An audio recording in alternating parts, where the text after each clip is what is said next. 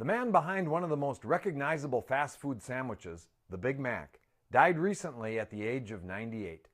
Michael James Delegati invented the Big Mac, 2 all-beef patties, special sauce, lettuce, cheese, pickles, onions on a sesame seed bun at a McDonald's restaurant in Uniontown, Pennsylvania, way back in 1967.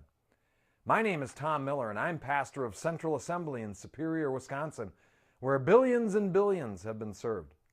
This is Fuel for the Fire, volume 668, Forever Remembered. McDonald's tweeted a message celebrating Delegati's contribution to the industry. Today we celebrate the 98 inspirational years of Big Mac inventor Michael Jim Delegati. Jim, we thank and will forever remember you. What will you be forever remembered for? That's an overwhelming and defeating question for most people. But there's an approach that can bring it down to a manageable size. The idea is to begin at the end and work backwards. Imagine being the proverbial fly on a wall during a very important funeral, yours. One by one, people from various aspects of your life make their way to the podium to speak about how you impacted their life and what they learned from you. A coworker talks about what you were like on the job. The person who lived next door expresses to the crowd the kind of neighbor you were. A person from your church lists your contributions there.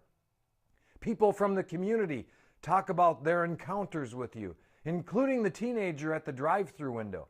How did you treat her? And then there's the person who prepared your taxes. What would he say about you? Would the way you're remembered by your Christian friends be similar to how your unsaved friends recall you? What about your family? What will they say was most important to you? How will you be forever remembered?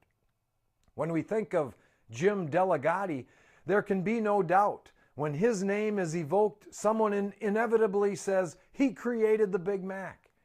When your name falls from the lips of a friend or a loved one after you die, what will be the thought that instinctively flows through everyone's mind? What do you want to be forever remembered for? Picture your funeral.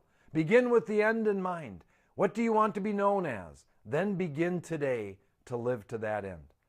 Paul said, "For I'm already being poured out as a drink offering, and the time of my departure has come. I have fought the good fight. I've finished the race. I've kept the faith. Henceforth there is laid up for me the crown of righteousness, which the Lord, the righteous judge, will award me on that day.